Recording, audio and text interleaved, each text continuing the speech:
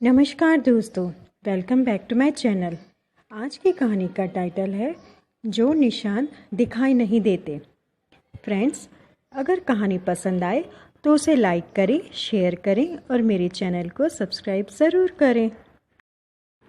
कहानी कुछ इस प्रकार से है। रमा जी पढ़ी लिखी, सुंदर, संगीत विशारद लड़की थी। बहुत ही सरल स्वभाव की। उनके लिए समाज के एक से बढ़कर एक प्रतिष्ठित परिवार के रिश्ते आने लगे। उनके पिता ने उनका विवाह आदित्य नारायण जी से तय कर दिया, जो कि सरकारी फॉरेस्ट विभाग के बड़े अफसर थे।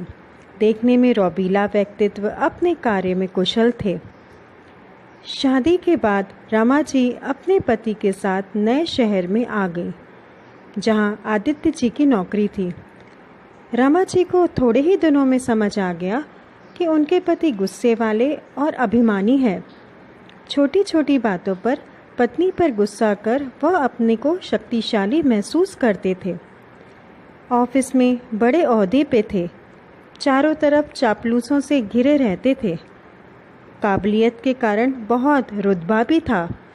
ऑफिस का प्रभाव वह घर में भी बनाए रखना चाहते थे।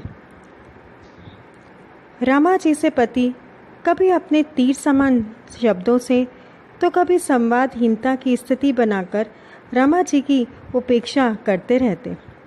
पति अपनी पत्नी पर हाथ नहीं उठाता था, इसलिए शरीर पर कोई निशान नहीं होते और पति को अपनी गलती समझ में नहीं आती थी। रमा जी अपने मन की बात भी कहने से डरती थी। जिंदगी बेरंग हो गई थी। हर वक्त डर के साए में जी रही थी। उनके पति की जिंदगी में रमा जी का कोई अस्तित्व नहीं था। उनके पति की दुनिया चापलूस दोस्त, टीवी, मोबाइल तक ही सिमटी थी। फिर उनकी जिंदगी में एक प्यारी परी सी गुड़िया ने जन्म लिया।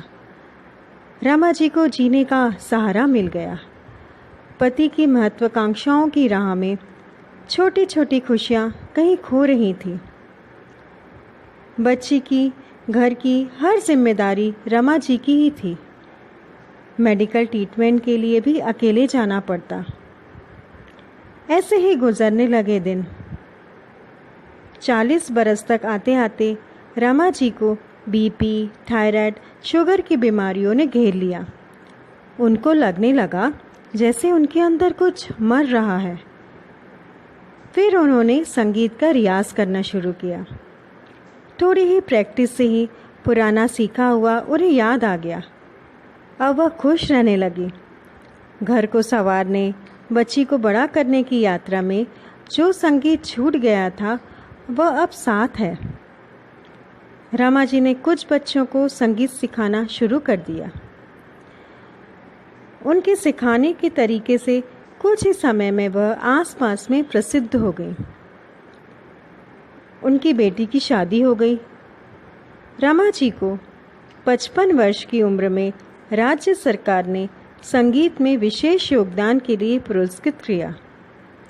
उनके पति आदित्य जी सरकारी नौकरी से रिटायर हो गए हैं। उनके साथ साथ उनका रुतबा और चापलूस दोस्त भी उनके आसपास से गायब हो गए हैं। वह काफ़ी बीमार रहते हैं। साथ हैं तो केवल उनकी पत्नी रमा जी। दोस्तों, एक पत्नी मरते दम तक अपने पति का साथ निभाती है, उनका सम्मान करती है, बदले में केवल थोड़ा प्यार और सम्मान ही तो चाहती है।